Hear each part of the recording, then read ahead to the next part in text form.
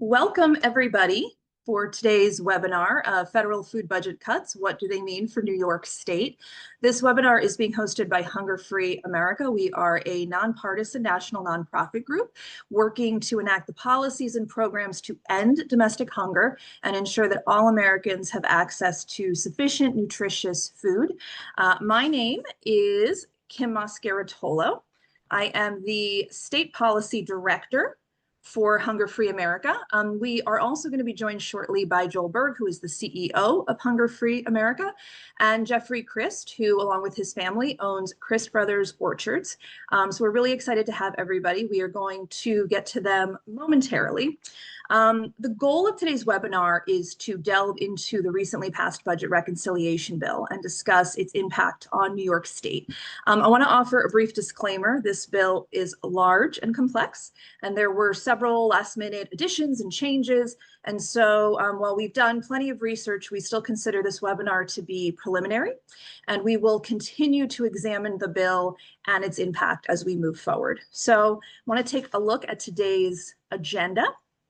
After a brief introduction, we are going to dive into the budget bill and talk about a few aspects of it that we think will have a particularly strong impact on hunger policies or anti-hunger policies here in New York State.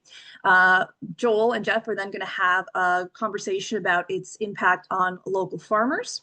We are going to discuss some policy responses, and at the end, we are going to have plenty of time for Q&A. There is a Q&A button at the bottom of your screen, and so if you have questions, we really encourage you to put them in there. We will be taking a look at those questions, and we will try to answer them as best as we can.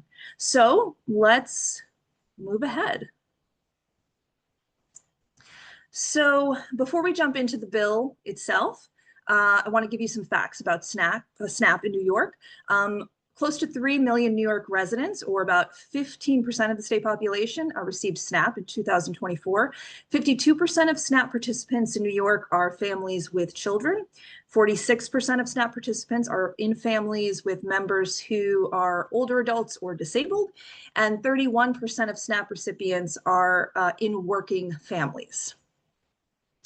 So as we get into the bill, the first thing we want to talk about is imposing state cost sharing. Currently, some of you may know this, the federal government covers 100% of SNAP benefit costs, with states covering 50% of administrative costs. So someone in New York is receiving SNAP, all of their SNAP benefit funds are coming from the federal government. Under the recently passed bill, states will now be required to cover a portion of SNAP benefit costs based on their payment error rates. And we'll talk a little bit about what that means shortly. States will also be responsible for 75% of administrative costs. So that's going to be a 25% increase from what they are normally covering. When we talk about payment error rates, essentially the USDA puts out these payment error rates every year. They just released the numbers for 2024. They essentially take underpayments and overpayments and they add them together and they get a payment error rate. So in terms of cost sharing, what this bill, the provisions of this bill say that if a state has a payment error rate of below 6%, then that state does not have to pay anything as far as the food benefit costs. If there is a payment error rate of between 6 and 8%, then that state is responsible for 5% of the cost. Between 8 and 10%, and that state is responsible for 10% of the costs, and anything above 10%, and that state is responsible for 15% of the cost sharing. So what does that mean for New York? Well, in 2024, New York had a payment error rate of 14.09%. So we were definitely in that bottom category where we, according to this bill, would be responsible for 15% of the cost sharing. And in 2024, New York State administered about 7.3 billion, so that's billion with a B, in SNAP benefits. So if you do the math, you can see that under these new provisions, New York State would be responsible for more than $1 billion in SNAP benefits, according to this new cost sharing structure. New York would also be responsible for an additional $266 million in added administrative costs, and that number comes from the state comptroller in a report they just put out last week. So I want to talk about an interesting provision that was added to this bill sort of last minute, and I'll just read it to you. If for fiscal year 2025, the payment error rate of a state multiplied by 1.5 is equal to or above 20%, the implementation date under that clause for the state shall be fiscal year 2029. So what this is essentially a delayed implementation based on your payment error rate.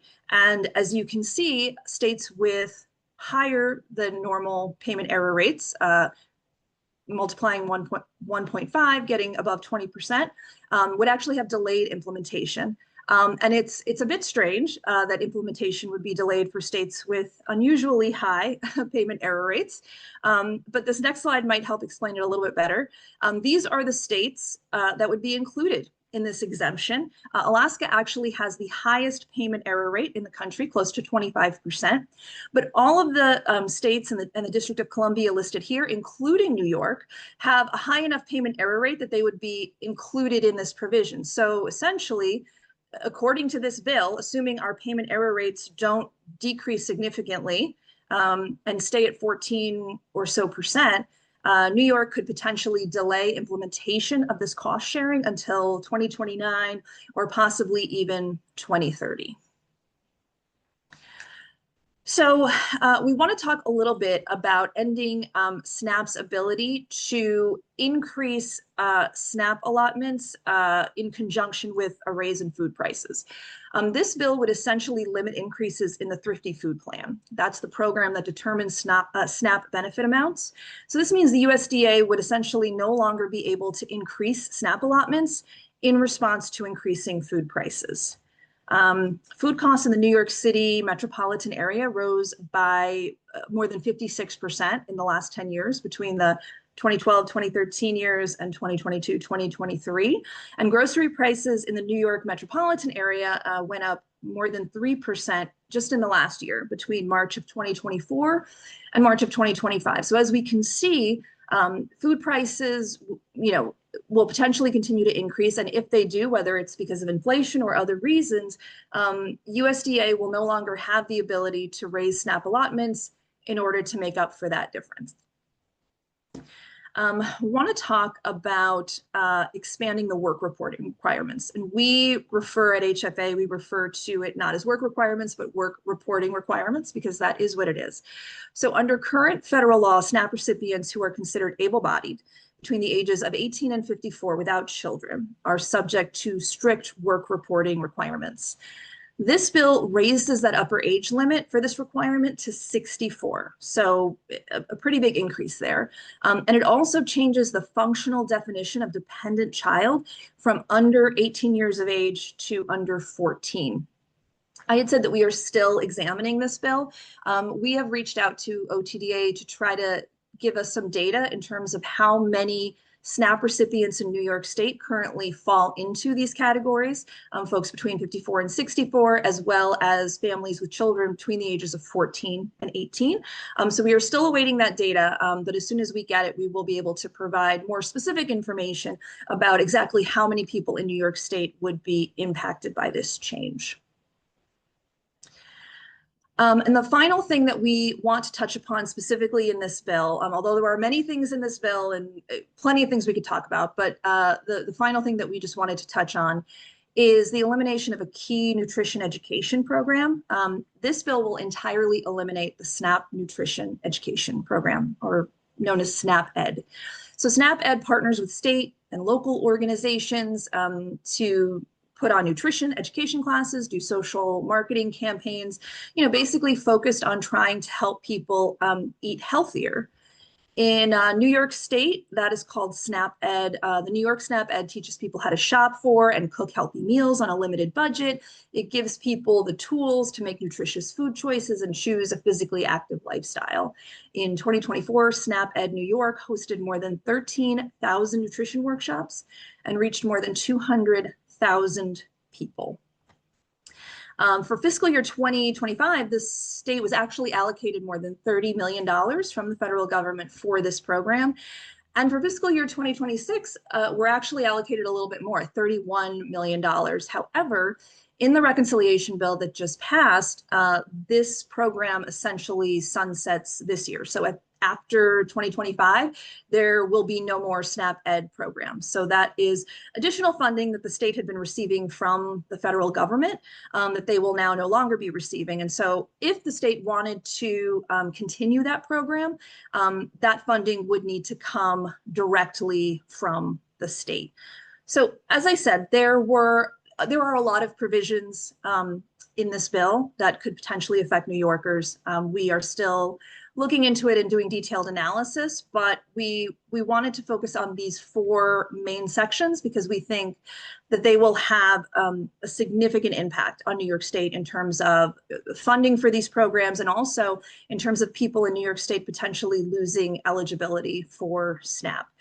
I want to bring in now our CEO, Joel Berg, as well as Jeffrey Christ. His farm has been in his family since 1883 in Orange County, New York. Jeff has not worked on it the whole time, but significant times. And I've visited his farm, and he does, and his family members, in addition to their hired workforce, do a lot of real physical labor there. And by the way, the apples are delicious. Their motto is crisp to the core.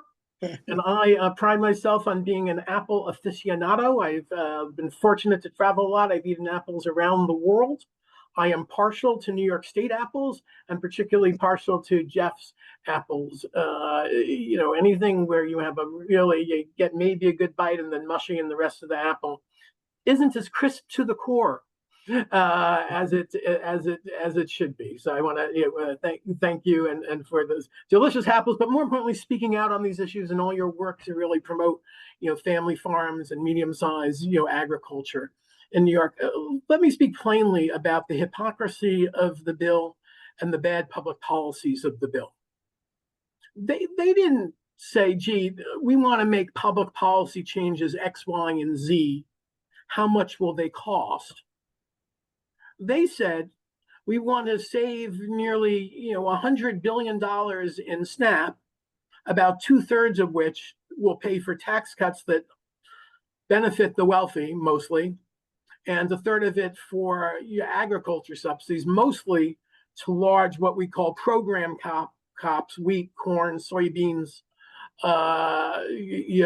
cotton, not fruit and vegetable producers. And so they said, okay, we need to cut roughly $100 billion out of SNAP, and that's billion with a B. And sometimes I myself have a hard time grasping, what does $1 billion mean? Let me put it this way: a billion is 1,000 millions. A billion is 1,000 millions. So 100 billion is obviously 1,000 millions times 100. That's how much is coming out of the shopping carts of low-income people due to these bills. And that's just the SNAP side. When you combine what they're taking out of, did I say 100 billion? I meant 300 billion, I'm sorry, in SNAP, and then about $700 billion. So a million times 1,000 times 300, and about $700 billion in Medicaid cuts. And that's directly related. The reason we have hunger in America isn't that we don't have enough food. Jeff and his colleagues produce more than enough food to feed much of the world. It's people just don't earn enough money based on their costs to afford food. And so there's no question that when you devastate Medicaid, devastate health care for low-income people, to maybe some senior citizens, cutting off funding to their nursing home or assisted living center or their home health care attendants, that's going to have them less money over for food. And so the overwhelmingly point of this bill is to help the wealthy at the expense of the most vulnerable. And there will be people say, oh, they had this one provision that reduced tips for workers, they had these other tax credits. That is small change stuff out of the bill. Overwhelmingly, every independent analysis has said this bill is going to slam the most vulnerable Americans to help the wealthiest Americans. And again, there are 47 million Americans today. And over, as Kim said, over 3 million New York State over 2 million New York State residents who live in homes that can't afford enough food. We should be increasing these programs. Hunger has been dramatically skyrocketing the last few years because of existing cuts in SNAP, existing cuts in school meals, existing cuts in the child tax credit. Now, let me be plain. Hunger Free America is a bipartisan organization. We're bipartisan by law. We're bipartisan by practice.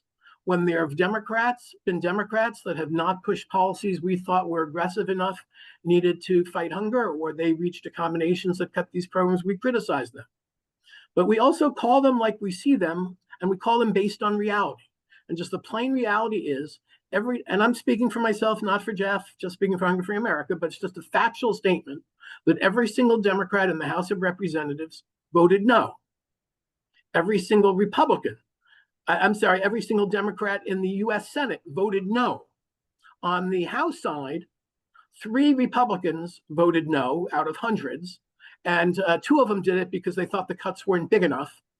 And on the Senate side, 3 Republicans voted no, and 2 of them did it because the cuts weren't big enough. So I know it's fashionable to say Congress did this or Washington did this, and to use the passive voice to let people off the hook for what they really have done. But let's be clear who did this and why. And to just build upon a little of what Kim said about the fact that in the final bill, to basically win the vote of 1 senator from Alaska, they did absolutely the reverse of what they said their intention shows the hollowness of the ideology behind this bill. And what do I mean by that? So Alaska does have the largest error rate in the country. And let me reiterate what Kim said. The error rate is not a fraud rate. The error rate is not a fraud rate. It measures overpayments and underpayments. But it doesn't even measure people who come into an office and are shooed away and are not given benefits because they're illegally denied benefits. It doesn't measure that. It doesn't measure the impact of the program on reducing hunger and food insecurity. It just measures minor, almost always minor administrative errors, where in an extraordinarily complex program where sometimes the management manual is more than a few hundred pages sometimes, that someone may have supposed to have gotten $10 a meal, and instead, God forbid, they got $2.20 a meal. That's an error. Or they don't talk about a lot of the error rates are people who are given less than they deserve. So the whole fact that we even measure so much about the SNAP program due to the error rate makes no sense. The actual fraud rate, the trafficking rate, is less than 2% in the program. Don't believe me. That was an Office of Inspector General report from USDA, and USDA under Republican administration said less than 2%. And if you had a defense contractor or Wall Street firm that had 2% or less fraud, you'd say, what a successful program. So understand what the error rates are. And so originally, to try to win the vote of one of the senators from Alaska, they said, okay, these provisions are going to apply to every state contiguous with the lower 48 states of the United States, which was clearly for Alaska and Hawaii. And the Senate parliamentarian, a nonpartisan entity, said, you can't do that. You can't make a provision just for essentially to help Alaska. And then they came back with this cockamamie idea that the 10 more states are going to get the best provisions. Now, again, I challenged the original premise. And the original premise was that we should base SNAP costs for states based on the error rates. But if you go by the original premise, and the whole idea, I debated on public radio a few weeks ago, someone from the American Enterprise Institute, a right-wing think tank that supports this. He said, well, you want them to have skin in the game. If you apply these extra costs to the worst performing states, you can get them to do better. I disagree with that. But if you accept that, why in the world would you then say, exempt the 10 states with the highest error rates? It's pure politics. It has nothing to do with ideology. So that's one thing on this. 2, and let me say, people support this bill are often, a polite word is gaslighting, a less polite word is lying, and saying they're not really cutting benefits. They are, cutting benefits. Forcing states to spend billions of dollars of their own is going to cut benefits. No question of that, number 1. Number 2, they've limited the ability of the so-called Thrifty Food Plan to increase the SNAP benefit amount when prices increase. They're saying, oh, we're just limiting future increases. It's not really a cut. Well, let me ask you this. If you have an employment contract, and that employment contract links your future salaries to the cost of living, and your employer unilaterally takes away those wage increases in the future, if there's an objective cost of living, you'd say that's a cut in your wages. I say that's a cut in SNAP for all 42 million Americans who depend on. And lastly, the work requirements. Most people who can work in SNAP and Medicaid do work. Number one. Number two is it is a small percentage of the caseload who they are attaching these new extra work requirements are. So it's really a bait and switch.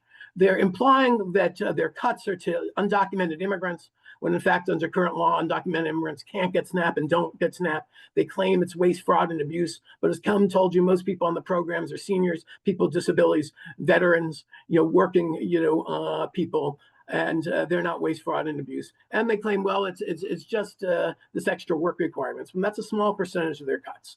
But let's look at the work requirements, moving them up to, I believe, 64. And so you're an unemployed steel worker. Let's say, just for the sake of argument, not being political, just for the sake of argument, the steel tariffs don't work, and there's a continued decline in the steel industry, and you get laid off. You've worked at a plant in Buffalo for 30 years. You're 63. We know there's age discrimination in many, many employers, not at Christ Family Orchards, but at many other employers. And the time you have is 3 months. And if you can't get a job within 3 months, you're out of there. You lose your food.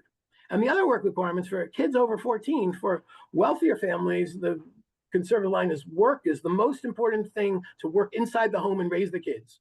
But for low-income people, they say, oh, raising kids is a dodge out of real work. No understanding what if the kids have special needs or disabilities, no understanding if the parents who have to commute long distances to leave their kids at home. So it's awful. And for this whole talk about make America healthy again, the truth of the matter is they're cutting the SNAP Nutrition Education Program, the top program that funds helping low-income SNAP recipients understand how to buy healthier food. Now, personally, I have some slight tweaks of that program I think can be improved, but that's a discussion another day. But if you think it's not working well enough, and goodness forbid, don't take away the whole program, especially if in some states you're micromanaging what low-income people can eat in SNAP, which we think is illegal. So none of this makes sense. And I will just close with this. If we had a truly responsibility for all society, and we said everyone pulls equal rate and everyone's got to equally contribute to the society, get government benefits, I might be a little more receptive to these work requirements. But Jeff, knows this. Let's talk about agribusiness, corporate welfare. Again, not his farm. He and his family, I've seen with my own eyes, work the farm. But according to the Nonpartisan General Accounting Office, a quarter of the people who own farmland in America conduct no personal labor on their farm whatsoever. And yet, many of them have gotten subsidies in the millions of dollars over decades. No time limits, no work requirements. If you can't afford to ride a plane, you never use the federal air traffic control system. If you can afford to ride a commercial jet with 350 people on it, that costs of the air traffic control system are divided up 350 ways. But if you're riding a private jet protected by the air traffic control system, you as a billionaire are unilaterally one person getting 350 times more help than a person who would ride a commercial jet, and infinitely more than someone who never rides a plane at all. And so my only point is, and I asked Senator Boozman, who's now chair of the Senate Agriculture Committee, at a public meeting a few years ago, would he support work requirements for absentee farm owners? And he said he didn't understand the question. And this is after he went on at length about, SNAP recipients, needing more work requirements. I asked him the question again, and he still said he didn't understand the question. I find that hard to believe for someone who's now chair of the Senate Agriculture Committee. So it's really about, double standards, and it's about hurting, farmers. Many, fruits and vegetables are not unduly, disproportionately sold at farmers markets. Jeff sells them to schools and wholesalers and other people who use them around the country. An apple a day may not guarantee to keep the doctor away, but there's absolutely no matter where you stand on, nutrition science debate, there's no question that Americans eat too little in fruits and vegetables, and eating more in fruits and vegetables would dramatically increase life expectancy, would reduce disease, and not to mention would make people just smile with apples crispy to the core. And so for all this talk about making America healthy again, we are opposing policies that will allow people to shop at farmers market to get healthier food. By the way, not in this bill. The Agriculture Appropriations Committee in the House, the president's budget, has proposed cutting fresh vegetable subsidies in the WIC program for pregnant women and children under 5. So not only will this increase poverty and hunger, not only will this hurt the economy, hundreds of thousands of retailers and nationwide, and more than 10,000 in New York State receive SNAP. Lots of farmers markets do. And hardworking family farms, surrounded by golf courses and condos and all other stuff in Orange County, putting great pressure on people like Jeff to keep this farm and his family to keep feeding people, which is why farmers do that work, are under more pressure and get little help from this bill. So that's my take on it. I've spoken a lot. And for those of you who don't know, well, the Sunger guy knows a little about agriculture. I did work at the U.S. Department of Agriculture for eight years, and I did meet farmers around the country. And it's my opinion, the top reason they do it, even though particularly medium-sized family farmers lose money in many years, is because they want to feed their neighbors. And that's why they're doing this backbreaking work. So with that, I wanted to shut up and ask Jeff for your original reactions about the bill and the SNAP cuts, but also anything about the agriculture provisions impact on the kind of work you do. And maybe you could take maybe 30 seconds or a minute just to describe a little more about your wonderful farming operations. Thank you, Joel. It's a pleasure to be with everybody. I'm the 4th generation on our family farm since 1883. And now my son and daughter are doing the day-to-day operations, doing an excellent job. We have to be on the farm working basically every day. I'm covering for my son, who happens to be getting a few days away before harvest season starts next month. It's been an amazing life. And as Joel mentioned, doing just our small part to help feed the people of this world are one of the energies that really keeps us going. Concerning this bill and the SNAP cuts, very disturbing. I serve on the New York State Council for Hunger and Food Policy in Ag and Markets with Joel. I also was recently asked to join the Regional Food Bank Board up in Albany, and we have a new facility here in town Montgomery to help supply food pantries and so many food insecurity needs. It's disturbing how much of the population is food insecure, as Kim just laid out at the start of this meeting. And I'm doing whatever I can to help turn that corner, to reduce that need, but also to take care of what need there is. For us as farmers, the SNAP program is one more avenue that causes demand for our food. And our farm loads about 3 tractor trailer loads of apples every day. And we're shipping to Walmart, BJ's, Hannaford's, even Publix in Florida, H-E-B in Texas. And people using those SNAP benefits are going in these stores, and some of our product is bought with the funds from the SNAP program. So it's hard to pinpoint exactly where the pain is, but it certainly helps the demand of our product, and is so important to maintain for many reasons. Also in this bill are some other funding programs that help supply food to food banks, the TFAP, the LFPA, even USAID. Are all important programs. We actually provide some apples every 2 weeks to the regional food bank, part of a tractor trailer load. And basically, we're paid for about half the value of it, and the other half is a donation, but we're pleased to do it and have a nice relationship there. A further thing which is in this bill is the cuts to science and research.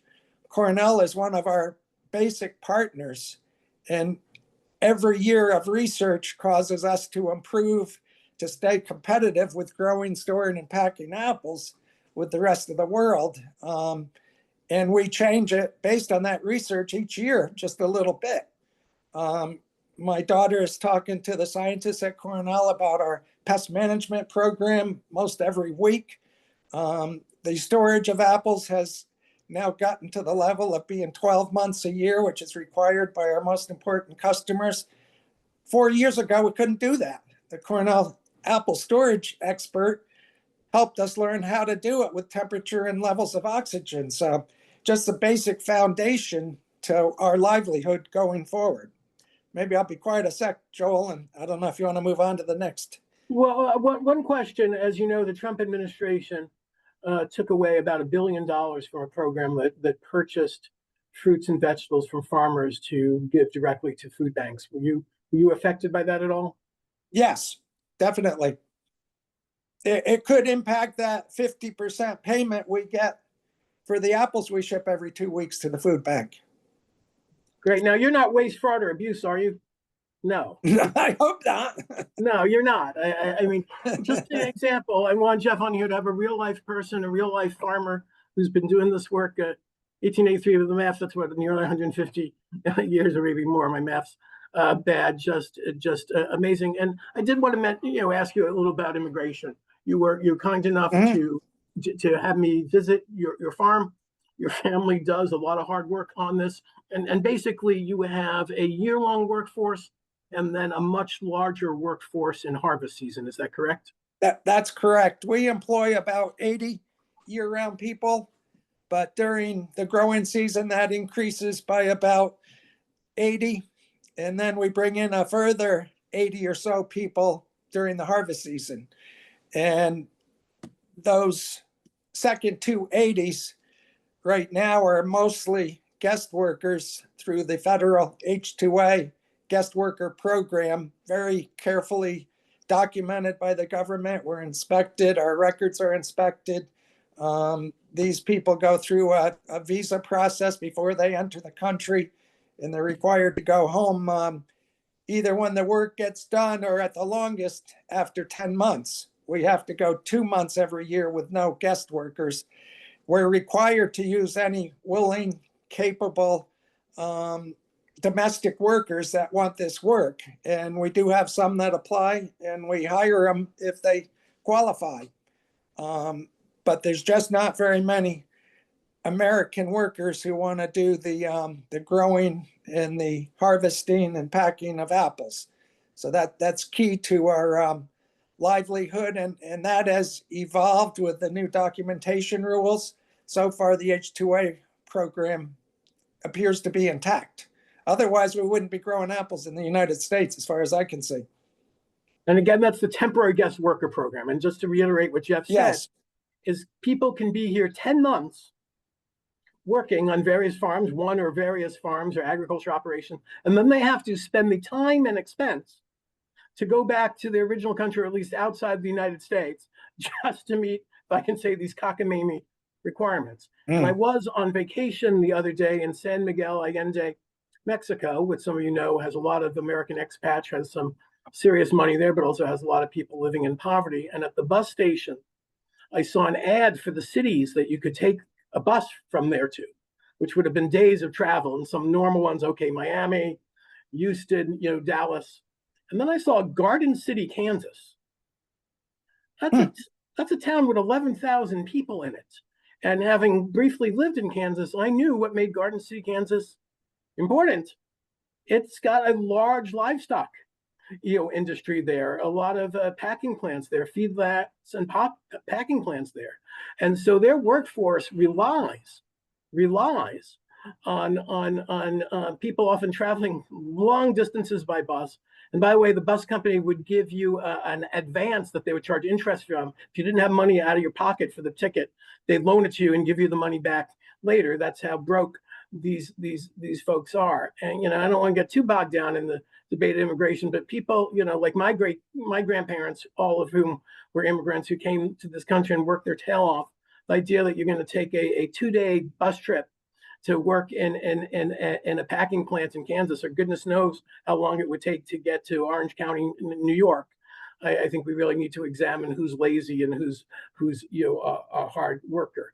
And what basically the Trump administration has done to its base, they say we're coming after these immigrants, and occasionally in California they've been doing these raids on farms. But to others, like Jeff, right now they're saying, "Oh, we're laying off your workers. We're not laying off. We're not firing. We're not going after them." Correct? You have had not any enforcement raids on your farm?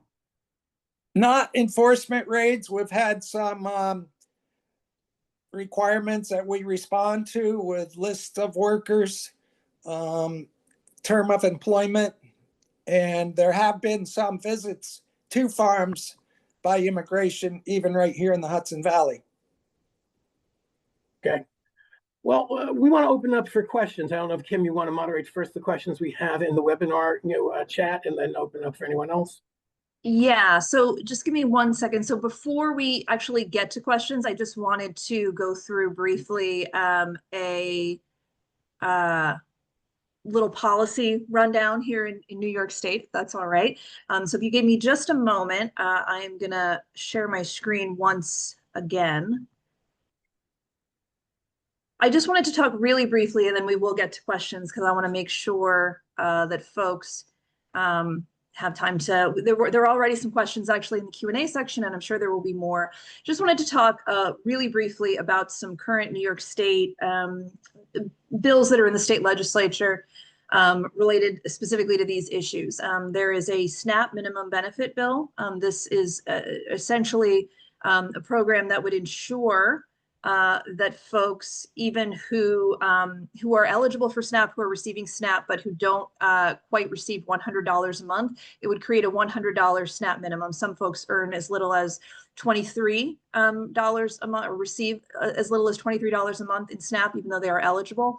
So this is a bill that would essentially use state money to ensure that everyone who is eligible for SNAP gets at least $100. There is a New York SNAP for All bill.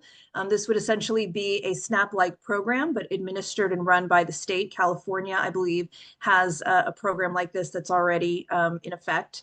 There is ending sub-minimum wage for tipped workers. I believe that Joel, touched upon this. There are a great number of folks in the service industry who make, because they are tipped workers, they don't always even make minimum wage. And obviously a lot of these folks end up utilizing programs like SNAP and other, food benefit and cash benefit programs. So we as an organization are very supportive of that bill. I'll get to school meals in a moment. And then there's the New York State HOPE Act, which is essentially based on a federal bill with the same name, sponsored by Representative McGovern, that really focuses on allowing low-income people to build assets, which is one of the main gaps between low-income people and higher-income people, is just an inability to be able to save for buying a house or perhaps going to college, and really gives them the opportunity to build those assets. And I brought school meals up here. Folks who understand, who have been following our state budget, know that in the most recent budget, the legislature and the governor did essentially create a universal school meals program here in New York, with about 180 million of that coming directly from the state in order to ensure that every single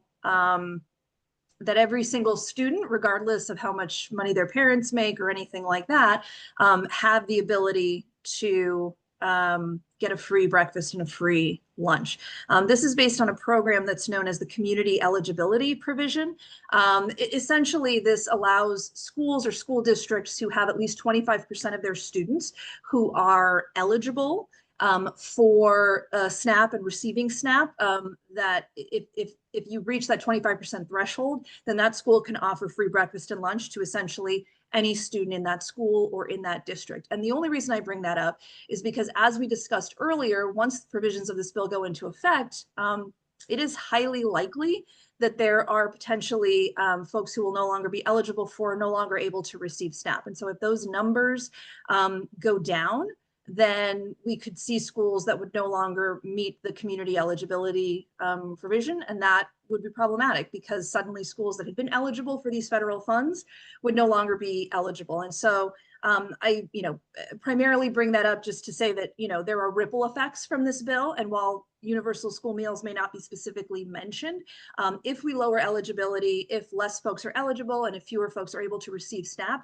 that is ultimately going to affect universal school meals. So that's why I wanted to bring up that issue.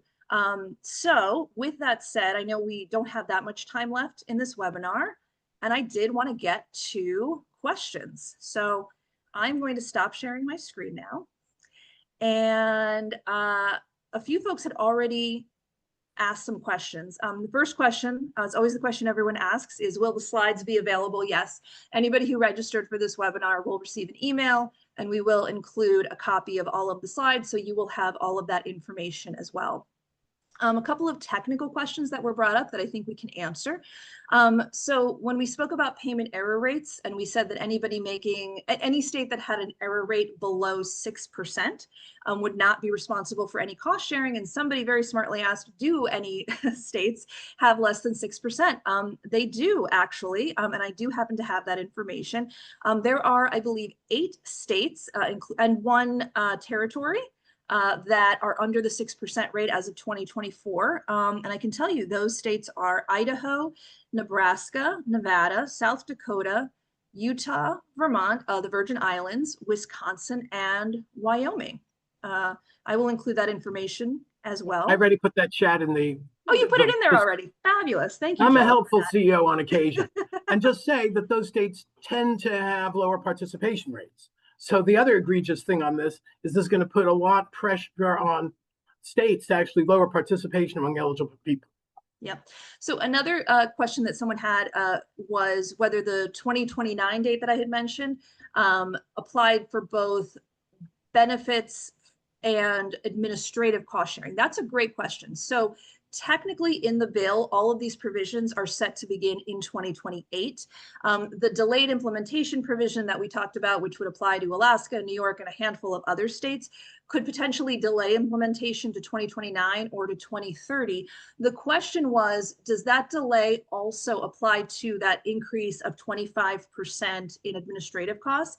I don't think so. I took a look at the bill while Joel and Jeff were speaking, and I did not see in the bill where that would be delayed. But that said, we are going to take a closer look. It's a very long and complicated bill, and I don't want to give folks the wrong information. So I believe that would still take effect in 2028, but we will confirm that and get back to everybody. And I will note that, as many of you know, the next national election for House of Representatives is next year in 2026.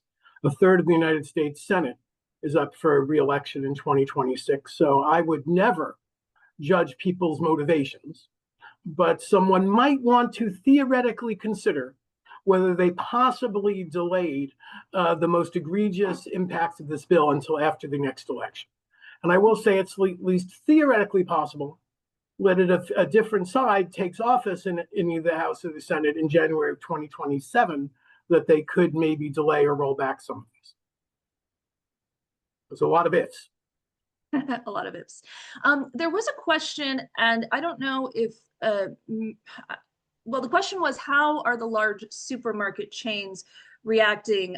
Joel, I don't know if you want to take a stab at that, and then I don't know if Jeff would have any additional information, but Joel, do you know if at all, Yes. how any of the chains have been reacting to this? Yes, I one of our largest funders is Albertsons, which some of you know in other parts of the country is Safeway or Jewel Osco or Vons, and they have opposed these cuts.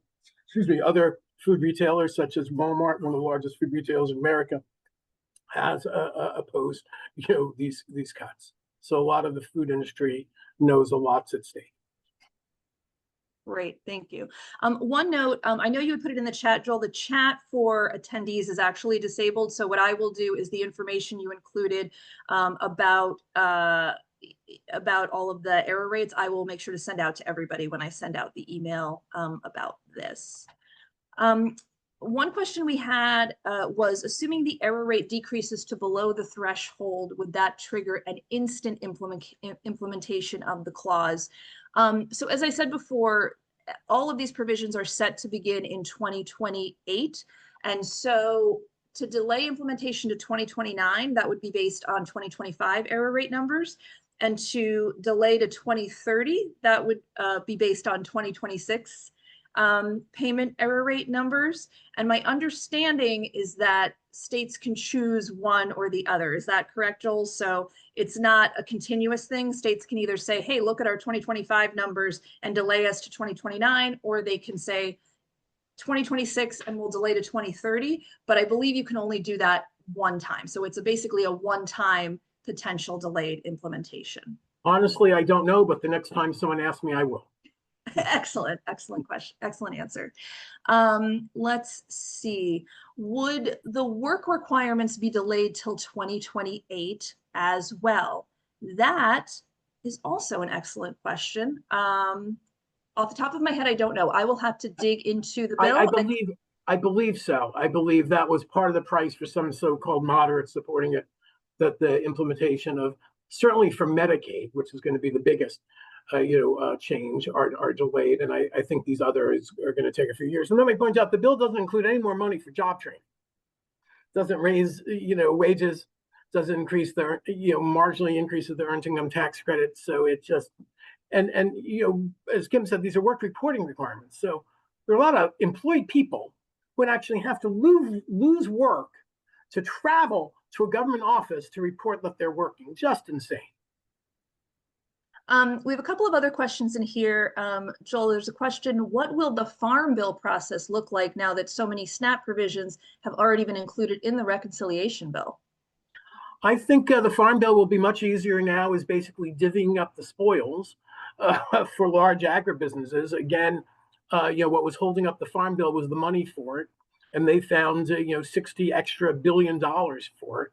And so I don't anticipate major new cuts in SNAP through the Farm Bill, although there could be restrictions on SNAP purchasing in the Agriculture Appropriations Bill, which is a different animal. And I suspect there are a lot of Farm Bill-like provisions in the so-called Big Beautiful Bill. And so I think it will be just finalizing how some of those provisions play out. Great.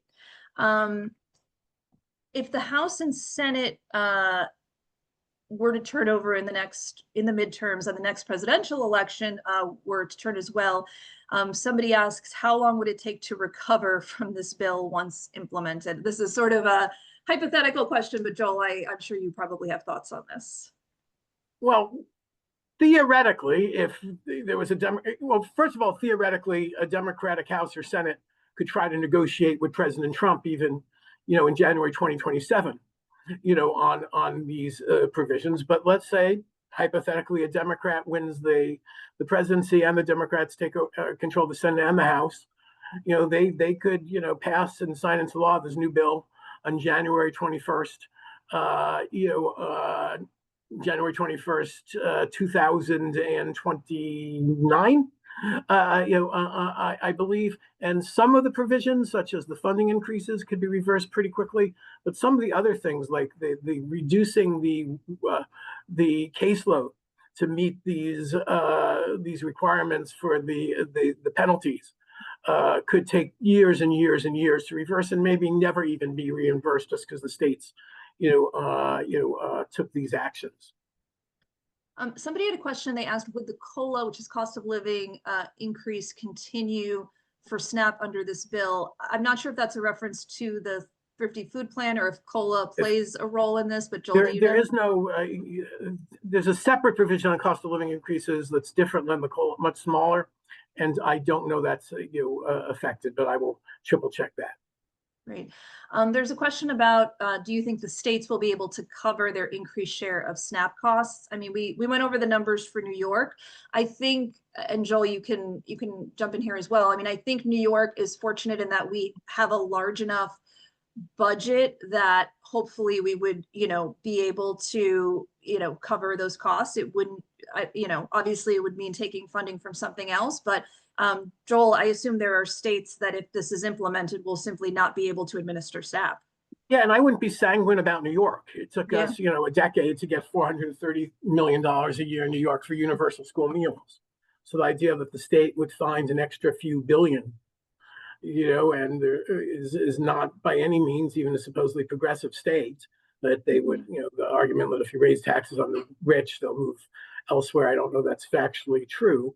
But we will, have to lobby collectively very hard to get the state to do this. And let me be clear that some of you may have been told that nonpartisan 501c3s aren't able to lobby.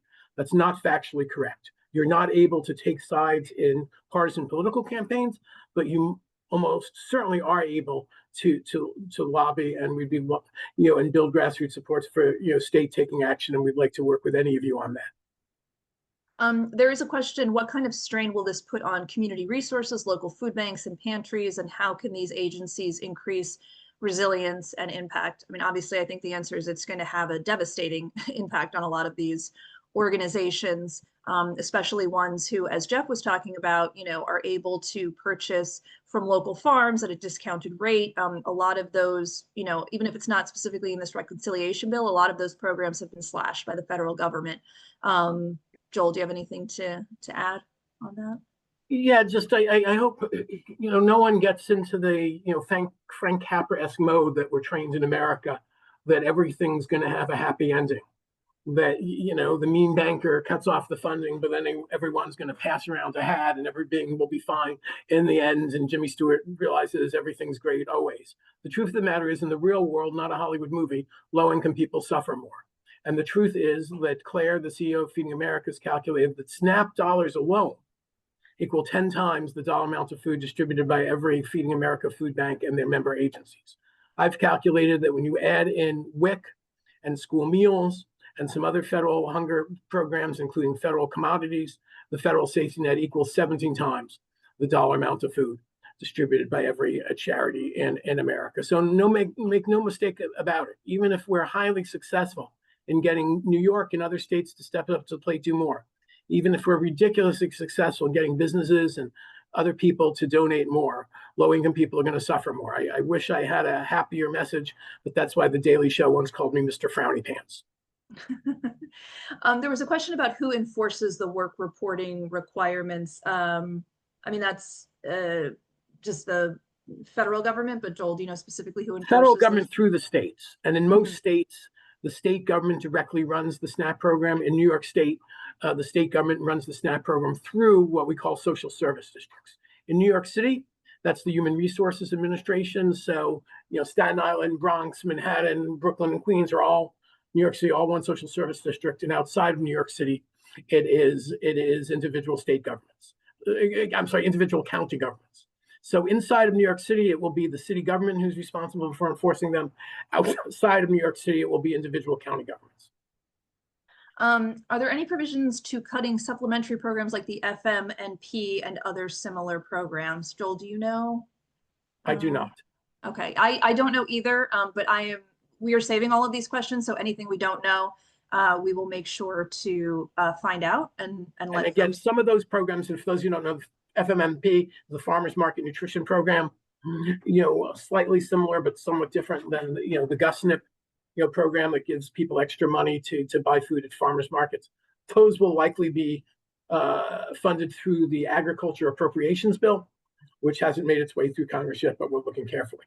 And we'll be looking carefully whether they try to slash the USDA National Hunger Hotline, which, by the way, Hunger Free America has run for 11 years.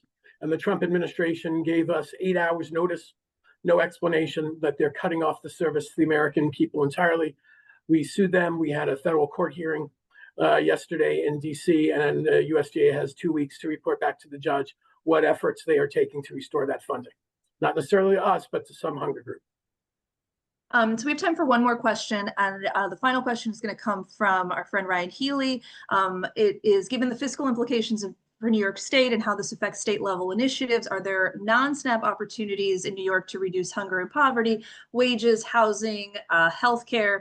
Joel, I know fighting the root causes of hunger is something you're particularly passionate about, so I'll let you close it out, yes. Talking a little bit about things other than specific anti-hunger programs. Yes, yes, yes, and yes. If you make housing more affordable, it would probably be the only thing in America that could reduce hunger more than raising SNAP or even raising the minimum wage. So absolutely, we have to fight this on all fronts, because this, as we said, is an affordability issue, not a food distribution issue at its core. Although we are extraordinarily grateful to the incredible work that food banks and their member agencies do filling in the gaps. Great. So with just a couple of minutes left, I just want to thank everybody so much for attending. We had an incredible turnout. Some folks had questions about receiving this recording. Yes, we are recording, and yes, we will be sending out the full video in addition to sending out all of the slides. For folks who had questions and we didn't know the answers to, we're going to do our best to find those answers and send those out to folks as well. There was a question in the chat about specifically how this will impact New York City. I think that's probably a great topic for a future webinar and really digging into some of the New York City policies. As I said before, Hunger Free America, we do this work day in and day out. We do benefits access as well as advocacy. hungerfreeamerica.org if you'd like to learn more about what we do. You can always visit our website. And so thank you again. Thank you to Jeff Christ for giving us his time and his expertise. Always thank you to Joel as well for answering all of these questions. Thank you to everybody for attending, and we hope to see you again soon. So thank you very much. Have a great day, everybody. Thank you. And thanks again, Jeff. Your apples are crispy to the core, but you are warm to the core. Have a good one, everybody. Bye-bye.